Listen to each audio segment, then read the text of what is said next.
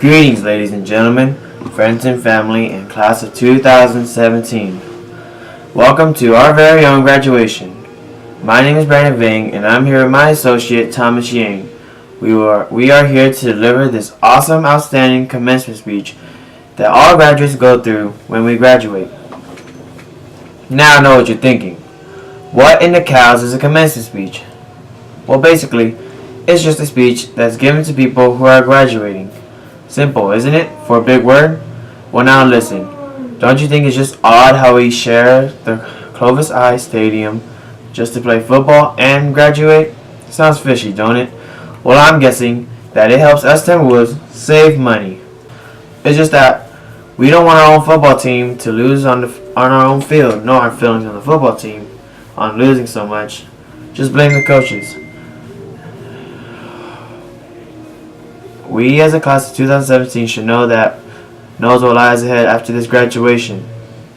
We will have to grow up and of course go to college, but at the same time get a part-time job or a full-time job for some extra money to survive in this harsh world. We also might have to meet our parents' expectation. Now if you're Asian like me, you will understand what me and my friend Thomas is going through. I'm just messing with y'all. It's just a stereotype. Not all Asian parents are like that, or at least my parents aren't like that. We all know they want us to be perfect and do things good on the first try. I'm pretty sure we all fail our first time on everything they want us to do, like clean the house or something. But that's not that bad. Now let's get to the point in this commencement speech that me and my associate will be telling. Now I'm positive that most of us here did a lot to get where we're at. Working our butts off, studying for a test, or just blank copying off people just to pass class. I'm also sure on how we failed a lot. Maybe because our teachers just wanted us to fail, or we just procrastinate too much. Now who's scared of failing? I know I was scared of failing, but now I see it in a different view. Once we fail, sometimes we become scared to attempt the objective again. Now if this wasn't you, then I'm not talking about you. Good job on trying again and again. Now if this is you being scared to attempt the objective again, well, you're in luck, because I got a story for you. There was a kid who loved to skate at the moment. So his setup on his skateboard was a Plan B deck with some independent trucks and some Spitfire wheels and Red Bull bearings to go with it. All he was able to do on his skateboard was ollie and a pop and shove it. He was tired of those simple tricks and wanted to move forward with more complex tricks that don't just require a skateboard. The new trick was a 50-50 grind on the stick. At this moment, it took that boy to build up courage to do that trick without failing. Failing on that trick can put the boy into pain, and he didn't want that to happen. So he built up courage to do the grind, and like any other first time, he made it. But making it off was the part he didn't know. So he took a risk on trying another trick as he gets off the staircase. What he did was a pop and shove it off the staircase, and the landing didn't go as planned. His leg splitted and fell on his butt. His butt splitted, and that wasn't a pleasant feeling. Guess what though? That boy was me, and man, I feel like only skaters know the feeling. As a result of that incident, I skated back home, and I was scared of attempting another trick and failing. At that moment, that stopped me from skating, and what else stopped me from skating was someone stealing my skateboard in front of my house. Those must be some down people just for a skateboard. So knowing that you failed should not stop you from trying again. I know my story I told was me leaving after I failed, but that was the old me. And now I'm willing to accept my failure as a guide to not do the same again. If you're just blank failing after multiple tries, just move on to another task. However, knowing this failure just shows that you're putting effort into the task. Failing is what makes us human, and we shouldn't be ashamed of failing, even if someone makes fun of us. After that one fail, hopefully you can pick up on what's happening and learn from your mistakes. Trust me, it will be the best feeling once you pull it off after all those fails. So remember never to give up unless it's a repeat of failure, and also learn from your mistakes to surpass it.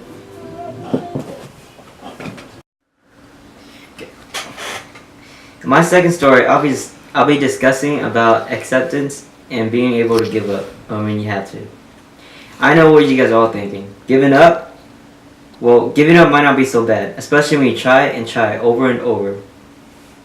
Many times just to be successful. But life is hard. It may never be the way you want it all the time. Just know that you may never succeed in the end.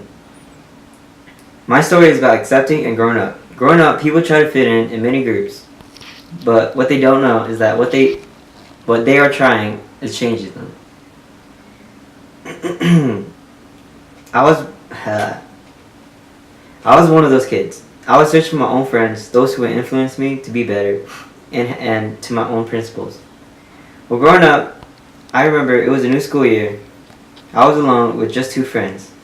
Although we weren't always together, it made me feel as if I had someone. As time went on, I tried many groups and tried to fit in, but I was never the same person, so I gave up. When I decided to be myself, I found friends who I could call family. We hanged out during the weekends, school days, and holidays. This was only one example of acceptance. I accepted that I couldn't follow what was changing me, so I went onto my own path, and I gained a family. In the end, being myself, I found my own family or friends that I would call. This could be related into future reference because when we get out of high school and into our lives, where we might land, if it is such as college, military, or workforce, make sure to just be yourself. Being yourself is a blessing. It's just knowing who you are is everything that you need to know. My third story is taking education for granted. I know once we get out of high school, we're going to celebrate for our 4 years of misery. But we must know that we cannot take that for granted, as if we have many years for. Kids in other countries suffer through poverty, and they would go through such terrifying education source just to get through their life. One example of this lifestyle was my grandparents came from Laos after the Vietnam War. Growing up, they will always push me to do better in my education because they knew we cannot move forward without an education. As we move forward and into our lives, I want us to give a shout out to our teachers, mentors, counselors, staffs, principals, and family members that always push us through.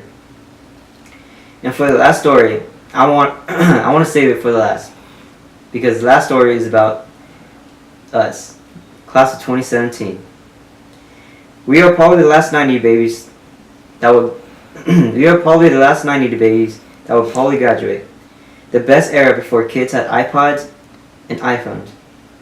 But we grew up in a year of mess. We were born in a year of war, hate, discrimination, and politics.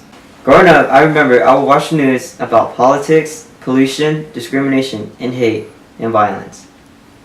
When we get out of high school and into our big boy shoes, I wish that we would care more and just do one good deed in our lifetime. For others, because there just isn't enough love. To sum up my story, if it was too much to take in, number 1, we want you to fail to succeed, if you understand what I mean. And number 2, accept your lifestyle because there's only one of you and life is special. And number 3, don't take education for granted because it would just suck if we stayed at high school for 4 years, or should I say 4 awful years, just to work at McDonald's for the rest of our lives. And make sure that we give back what was given back to us. And just fill the world with a little more love. Sounding like a hippie, but it's better to love than to hate. So to end this commencement speech, I want to say congratulations on our 4-year high school, and thank you, class of 2017.